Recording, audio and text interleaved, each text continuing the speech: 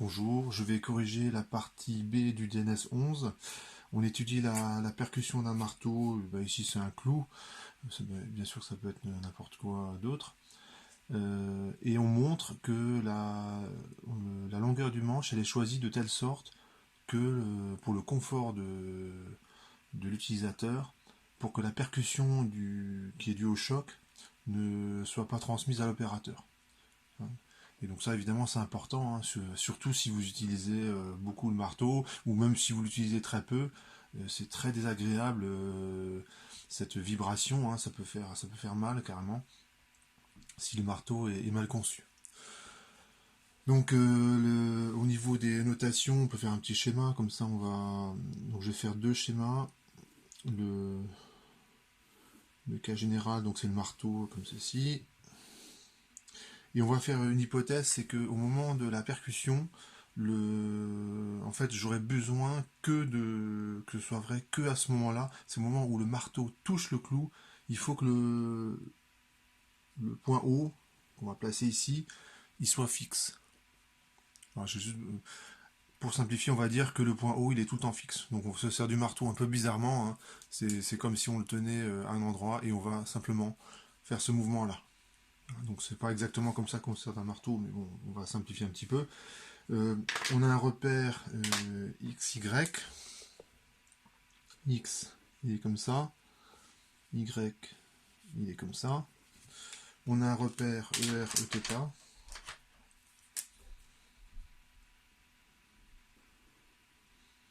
Donc E de R, c'est suivant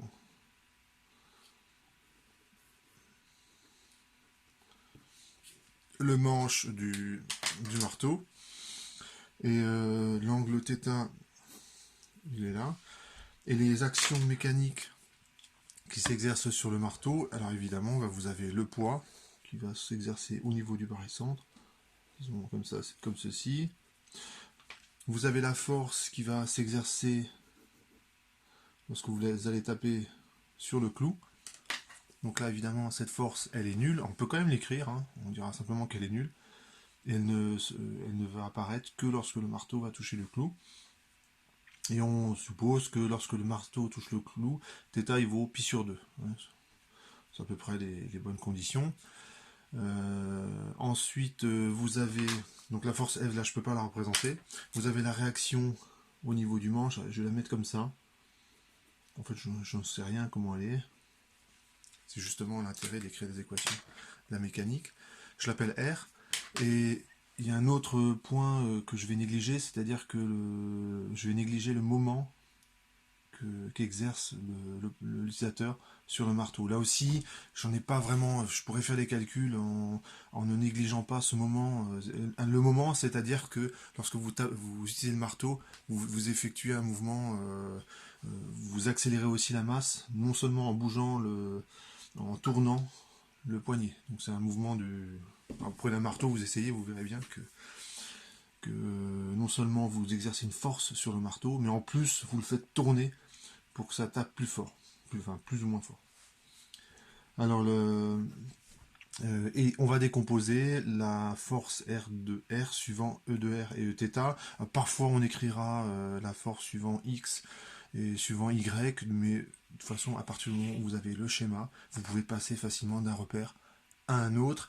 Et ici ce sera assez facile parce qu'au moment où le marteau il touche le clou, E de θ il est vertical comme l'axe des X, mais dans le sens opposé. Et E de Y et E de R ils seront pareils. Donc ça va pas poser de problème. Alors la première question, bon, elle est toute simple, hein. On vous demande simplement d'exprimer la masse du manche, sachant que lambda c'est la masse linéique. Donc ça c'est vraiment une question hyper simple. Question 2. On vous demande de trouver la position, d'exprimer la position du barycentre. Alors, je vais utiliser le résultat suivant, c'est que OG, là c'est le résultat général que je vais écrire. Vous avez une assemblée de masse, MI, au point MI, et ben la position du barycentre, elle est vérifiée par cette formule.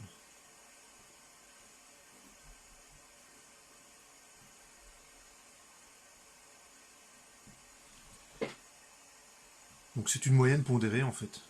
Voilà, c'est-à-dire que chaque point MI, je lui attribue un coefficient qui est sa masse, et il ne faut pas oublier de diviser par la masse totale. Et donc j'applique cette relation au manche et à la masse. Donc ça fait la masse du manche. Alors la position du barré centre du manche, c'est L sur 2. Vous regardez le schéma, hein. La longueur L c'est de là jusqu'à là, donc le barré centre du manche, il est au milieu du manche. Donc la masse du manche fois L sur 2, plus la masse de la masse. La masse, c'est la partie en métal qui est ici, qui se situe à une longueur L du point O. Et il ne faut pas oublier de diviser par la masse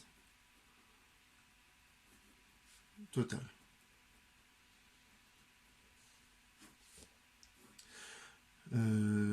Et ça, oui, alors c'est suivant E de R. Donc je vais projeter, ça donne A égale, en fait A vous le reconnaissez ici, et c'est point vecteur. Hop. Donc c'est la masse, et je peux simplifier un petit peu, ça fait L sur 2. Donc je vous laisse vérifier ce petit calcul. 1 plus la masse de la masse sur la masse de la masse plus la masse du manche. Bon, au niveau des notations, je concède que j'aurais pu choisir des notations un peu meilleures parce que vous en aurez peut-être marre d'écrire la masse de la masse du manche. C'est un petit peu lourd comme notation. Question 3. On applique le principe fondamental de la dynamique. Donc on précise le référentiel. C'est terrestre supposé galiléen. Donc c'est une utilisation normale du marteau.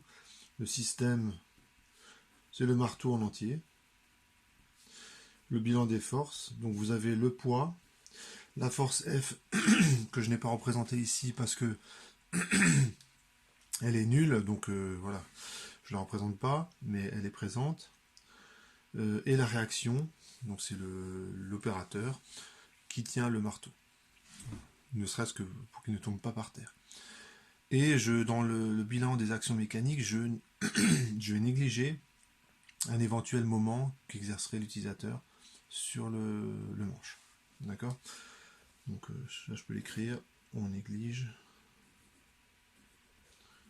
le moment qu'exerce l'utilisateur sur le manche. On pourrait ne pas le négliger, hein. Ça, en fait ça ne changerait pas les calculs.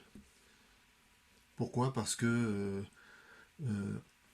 une fois qu'on a écrit des équations, on va faire une simplification, c'est qu'on va négliger pendant la durée de la percussion toutes les forces qui ne sont pas très très grandes. Et ben les forces qui ne sont pas très très grandes, vous avez le poids, vous avez notamment au niveau des actions mécaniques, c'est le moment qu'exerce l'opérateur pendant la durée de la percussion. Hein, évidemment, hein, et ça vous le savez bien quand vous utilisez un marteau, hein, ce qui est important c'est avant la percussion, hein, il faut donner de l'élan à la masse avant la percussion, pas pendant la percussion, hein, vous n'êtes pas assez costaud, personne ne l'est pour que ça ait un effet quelconque sur lorsque vous enfoncez un clou. Hein. Lorsque vous enfoncez un clou, si vous posez le marteau sur le clou et que vous appuyez, il ne va rien se passer, ça vous le savez bien. J'applique le PFD, donc c'est la masse du marteau, donc c'est la masse totale, fois l'accélération du barré-centre du marteau, bah c'est la somme des trois forces qui est ici. Donc pour l'instant je laisse comme ça le PFD et je vais le projeter suivant l'axe des X. Hein, je me rends compte que tout ce qui est intéressant ça se passe suivant cet axe-là. Question 4. On applique le théorème du moment cinétique. C'est bien ça, au point O, pour l'ensemble, pour tout le marteau. Donc ça fait J du marteau au niveau du point O. C'est fois θ seconde, excusez-moi, j'oublie l'essentiel, c'est le moment de toutes les forces. Donc si on regarde, vous avez le moment par rapport à l'axe de la force grand R. Et ça vaut, je vais l'écrire comme ça. Vous avez remarqué que là, ce que je suis en train d'écrire, c'est le théorème du moment cinétique par rapport à un axe. Il n'y a pas de vecteur. Ça vaut 0. Ça vaut 0 parce que la réaction qu'exerce l'utilisateur, elle est exercée au point O, et donc ça fait 0. Il n'y a pas de bras de levier.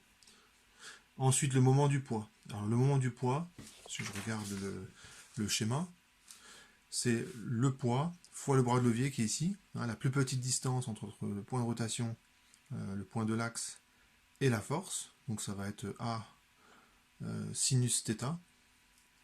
A, c'est la distance entre le barycentre du marteau et le point O. Et comme le poids, il fait tourner dans le sens trigo le marteau, il y aura un plus. Donc ça fait plus mg à sinus θ. Plus le moment qu'exerce la force F. Donc là, je n'ai pas représenté la force, toujours parce que pour la même raison, hein, le marteau ne touche pas encore le clou. Et mais je vais quand même l'écrire. Et pour pas faire d'erreur, je vais utiliser la version vectorielle, c'est-à-dire O G de la masse. Excusez-moi, c'est pas le G de la masse, parce que le point d'application de la force,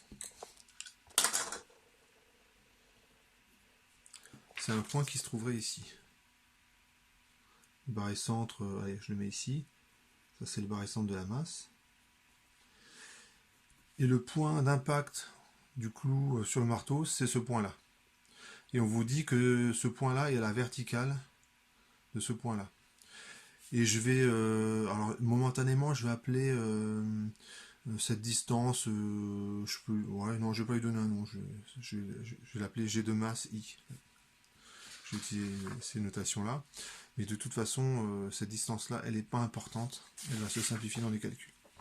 Donc c'est OI vectoriel F et je projette suivant l'axe des Z. Donc là, j'utilise des définitions du cours. Je détaille ce terme-là. Par rapport au point O, θ seconde. Ça fait mg à sinus θ. Plus le vecteur OI, et ben je me déplace de grand L suivant E de R et je me déplace d'une certaine quantité suivant E de θ. Donc je me déplace de E de R, de L suivant E de R, et d'une certaine quantité, tiens, ben je la note même pas. Et 0 suivant E de Z, vectoriel. À la force, c'est F de R suivant E θ. Je dis des bêtises. F de R suivant E de R. F θ suivant E θ. Et 0 suivant E de Z. Et tout ça, c'est scalaire E de Z.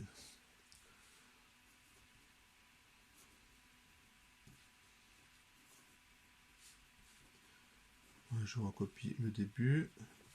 Et quand je calcule le produit vectoriel, ce que vous allez constater, c'est que il ne reste pas grand-chose. Ça fait L. Je ne calcule que la composante suivant E de Z du produit vectoriel, hein, puisque c'est celle-là que je vais garder. C'est ça fois ça, moins ça fois ça. Mais quand vous utilisez un marteau, il faut, si vous l'utilisez bien, ce que vous voulez, c'est que la force, au moment où la masse touche le clou, la force, elle soit bien dans l'axe. Hein, si vous tapez sur le côté, hein, vous avez certainement déjà fait l'expérience, ben vous tordez le clou et ben vous êtes bon pour recommencer. Là, on est un petit peu emmerdé dans ces situations, parce que le clou il est déjà un petit peu enfoncé, mais il est de travers, et donc il faut réussir à enlever le clou, un clou de travers, enfin bon bref, c'est un petit peu compliqué. Donc finalement, le F de R, pour une utilisation normale du marteau, il est nul. Donc il me reste L fois F de θ, tout simplement. Voilà, tout ça pour ça. Question 5. Je vais intégrer le PFD puis le théorème du moment cinétique entre l'instant T0 et l'instant T0 plus tôt. Donc je vous rappelle, T0 c'est le moment, le début de la percussion, T0 plus tôt c'est la fin. Et l'idée c'est que tôt est tout petit, hein, ça dure une fraction de seconde. Et pendant cet instant-là, les forces qui sont vraiment significatives, c'est F de θ uniquement en fait. Toutes les autres forces doivent être négligeables, et en particulier la réaction R, pour le confort de l'utilisateur. Donc si votre marteau il est mal conçu, ben, ça peut faire une percussion au niveau du manche, et c'est assez désagréable. Donc je vais commencer par le PFD, que je projette suivant l'axe des X. Donc c'est la masse du marteau fois l'accélération suivant E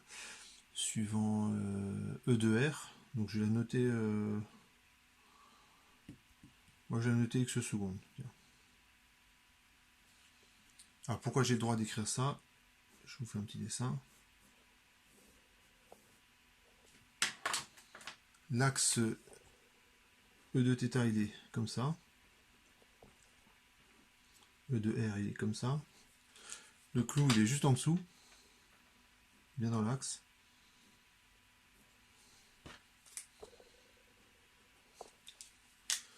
Vous avez l'axe des X et Y qui est comme ceci.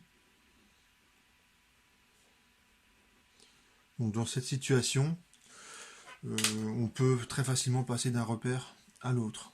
Donc je projette le PFD suivant cet axe-là, un axe qui est ici ce serait vertical. Alors ça donne quoi? Mx secondes.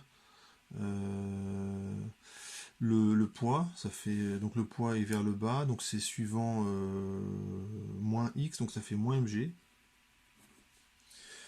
Ensuite vous avez la réaction grand R. Donc la réaction grand R se décompose, c'est R de x, mais R de x c'est moins R de θ. Pourquoi? Parce que E de θ et E de x ils sont en sens opposé, donc c'est moins R de θ. Et la force F c'est pareil. La force F, la coordonnée F de θ, elle est suivant E de θ, donc ça fait un moins lorsque je projette suivant l'axe des X. Donc ça fait moins F de θ. Et donc là je mélange un petit peu les coordonnées sphériques et cylindriques et cartésiennes. Alors pourquoi je fais ça? C'est parce que j'ai pas envie d'écrire. Ouais, si j'aurais pu. Ouais, non, j'aurais pu l'écrire directement. Donc allez, j'assume. Ça c'est maladroit. C'est pas faux, hein, mais c'est maladroit. Donc je vais l'écrire bien. Je projette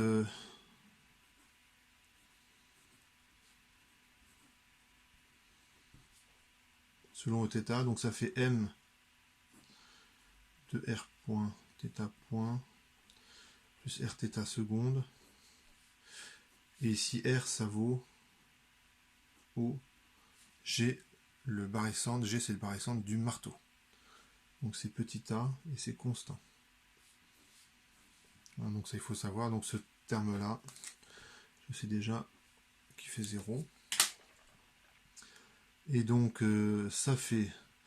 Alors c'est voici le poids suivant E de θ. Le poids il est vers le bas, en même sens que E θ, donc ça fait mg. Le R de θ, bah c'est, je l'écris directement, ça fait ça. Et finalement, ça fait m à θ seconde, ça fait mg plus R de θ plus f de θ. Et ce que je fais maintenant, c'est que j'intègre ce truc-là entre T0 et T0 plus T. Alors avant d'intégrer, je dois faire la chose suivante. Il faut que je transforme ces quantités finies en quantités infiniment petites, hein, parce que vous ne pouvez intégrer que des quantités qui sont infiniment petites. Je vous rappelle qu'une intégrale, c'est une somme infinie. Et bien quand vous faites une somme infinie d'un truc qui est pas tout petit, ben vous aurez à tous les coups l'infini. Donc il ne faut pas oublier le d de t. C'est ça que je suis en train de vous dire. Donc l'intégrale, t0, t0, t0 plus tau, t0 plus tau. Et ce que vous dit l'énoncé, c'est que ce terme-là, je vais négliger. Effectivement, pendant la durée taux, cette intégrale, elle vaut 0. Par contre, ce qui n'est pas négligeable, a priori, c'est ce terme-là. Alors pour vous comprenez bien, c'est très facile à imaginer. Vous prenez un marteau et vous le posez délicatement sur votre doigt. Et donc, quand vous faites l'intégrale pendant taux, allez, une fraction de seconde, allez, un centième de seconde, après, en supposant que c'est ça la durée de la percussion, bon, bah, de toute façon, ça vous fait rien si vous posez délicatement le marteau sur votre doigt. Bah, ça ferait ce terme-là, en fait. Maintenant, vous imaginez le même marteau, toujours votre doigt, mais cette fois-ci, vous donnez un coup de marteau sur votre doigt. Et bon, vous comprenez, bah, vous le faites pas, bien sûr, hein, mais voilà, c'est pas du tout le même effet, et ce serait ce terme-là. Ce que ça veut dire, c'est que pendant la durée taux, f de θ, il est très très très très très important, et ce qui fait que ça a un effet non négligeable. Voilà. Et donc, dit proprement, c'est dire que ce terme-là est négligeable. Et donc ça donne, et ici on reconnaît des termes qui sont donnés dans l'énoncé, respectivement K et I. Et je détaille ensuite ce terme-là. Une primitive de θ seconde, c'est θ. Ça fait K plus I. Et quand je détaille ce terme-là, θ point, c'est indiqué dans l'énoncé, hein, à la fin de la percussion, c'est nul. Et θ point au début de la percussion, bah, c'est θ point en T0. Et il vaut ce qu'il vaut. Alors, ça dépend si vous tapez fort ou pas fort avec votre marteau. Et je vous rassure, ce terme-là, il disparaît dans la suite des calculs. Hein, il est utilisateur dépendant, ce terme-là. Donc on a une première relation, et il y a, que je dise pas de bêtises, il y a un signe moins, ici. Voilà. Ouais, c'est bon. Point. Négatif, ouais. Ensuite, question 6.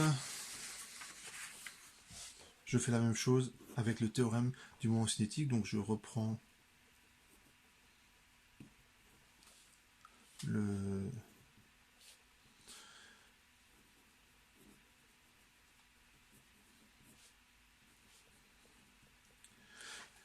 Ici, j'aurais pu rajouter un moment qu'exercerait l'opérateur au moment de la percussion. Donc il y aura un terme en plus. Et quand je fais l'intégrale, ce que je vais m'empresser de dire, c'est que ce terme-là, il est négligeable, et ce terme-là aussi négligeable. En fait, il va rester que celui-là. Donc quand je fais l'hypothèse que l'opérateur n'exerce pas de moment des forces lors de la percussion, c'est une hypothèse qui n'est pas franchement, qui est pas forcément utile. On l'a fait uniquement pour simplifier un petit peu l'énoncé. D'accord. Et donc, on n'oublie pas de multiplier par d de t chacun des termes. On pose l'intégrale, et j'intègre entre t0 et t0 plus taux.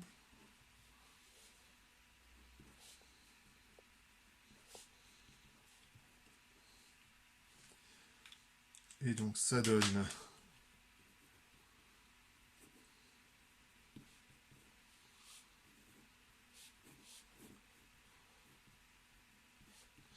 Alors, ce terme-là, il est négligeable.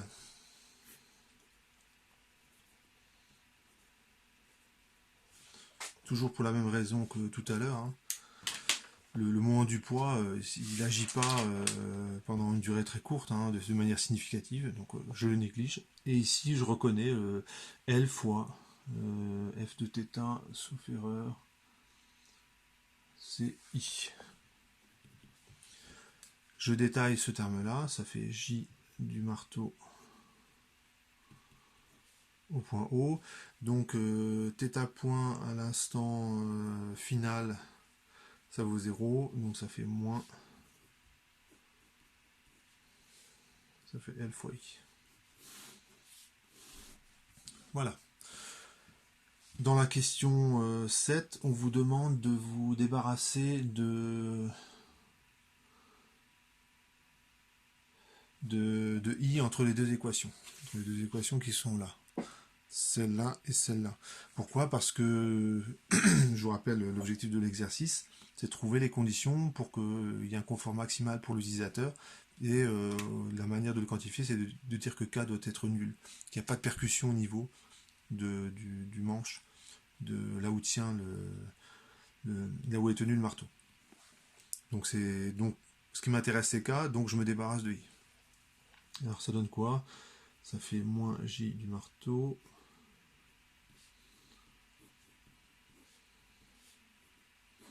Et quand j'isole I, ça fait moins.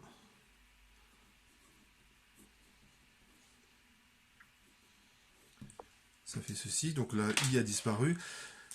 Et ce que je veux, c'est que ce truc-là soit égal à 0 pour le confort de l'utilisateur.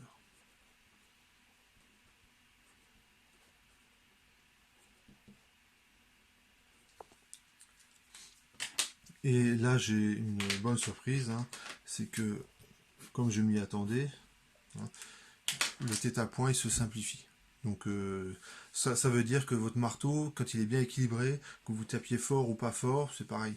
C'est exactement pareil. Tant mieux, hein, parce que si ça variait suivant qu'on tape fort ou pas, ça compliquerait un petit peu l'utilisation d'un marteau. La masse qui est ici, c'est la masse totale. Donc c'est la masse du marteau. Ça, je ne l'ai pas écrit.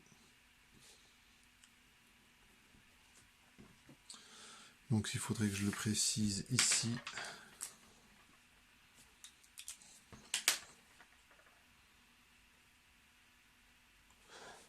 Ici.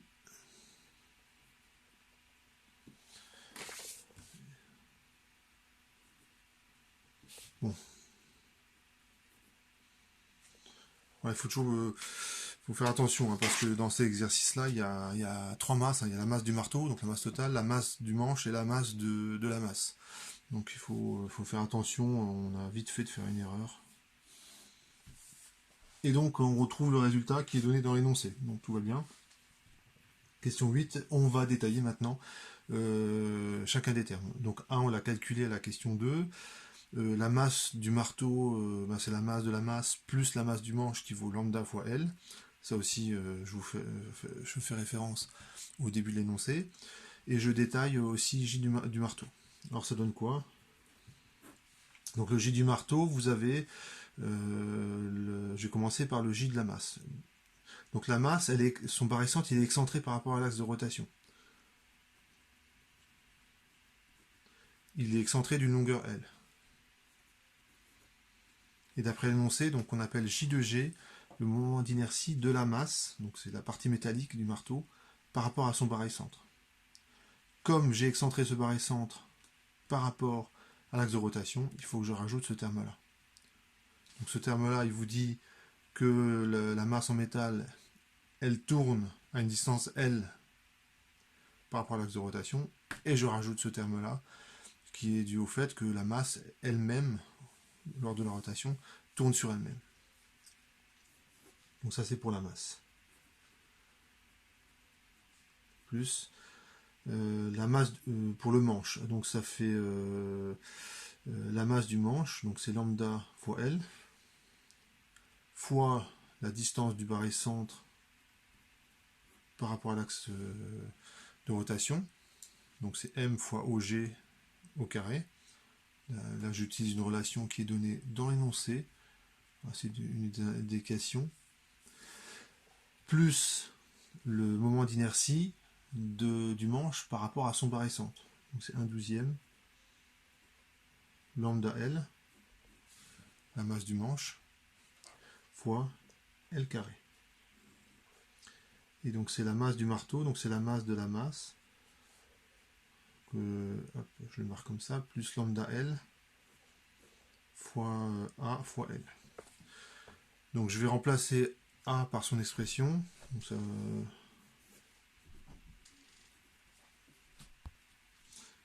Donc je remplace. Alors dans la suite, la masse de la masse, je l'ai noté comme ça. Donc j'écris pas masse en toutes lettres, parce que l'expression elle prend un petit peu de place, donc je vais simplifier un petit peu l'écriture. Ce terme-là, quand vous le détaillez, ça fait lambda L au cube sur 3. Puisqu'il y a un quart plus un douzième, ça fait un tiers. Ouais, c'est ça. Donc ça fait ce terme-là. C'est égal à la masse de la masse, plus L lambda. Je vous rappelle, ça vaut L sur 2, donc avec le L qui est déjà présent, ça fait L carré sur 2. 1 plus la masse de la masse sur la masse de la masse plus L lambda. Donc là, vous regardez dans des résultats que vous avez déjà obtenus précédemment. On simplifie un petit peu. Donc ça fait ce terme-là, il ne bouge pas.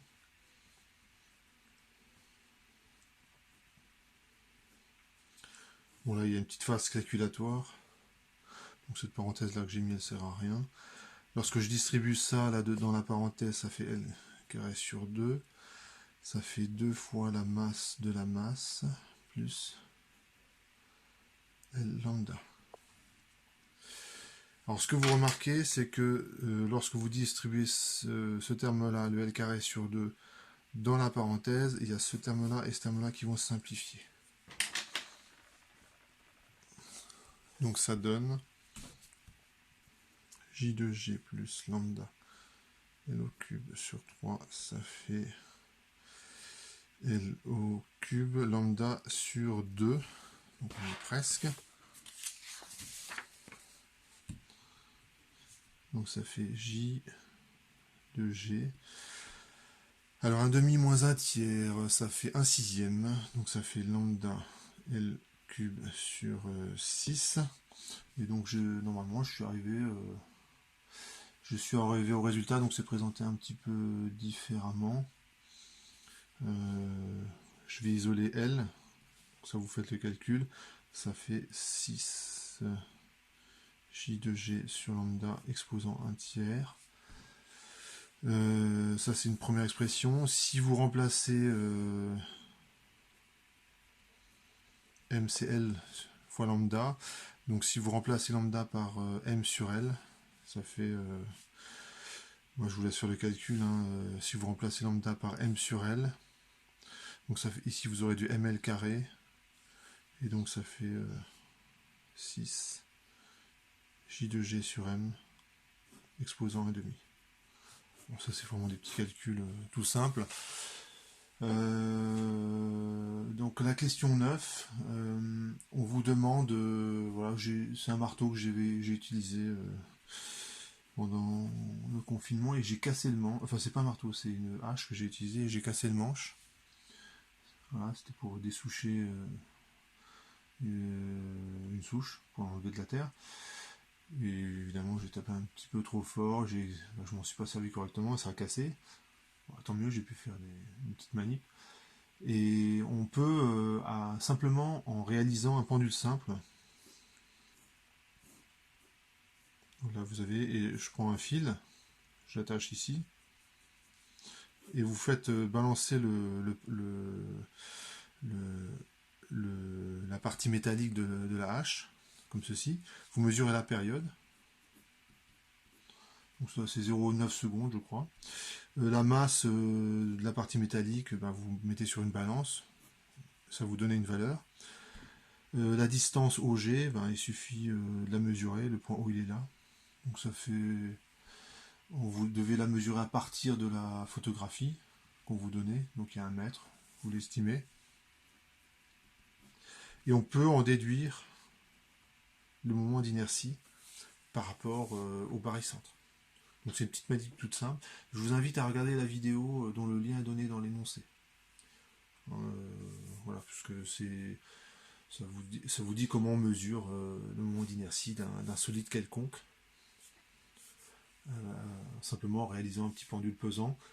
Une fois que vous avez J de G, vous faites les petits calculs qui vont bien et vous trouvez que la longueur du manche va aller à peu près correct, quoi.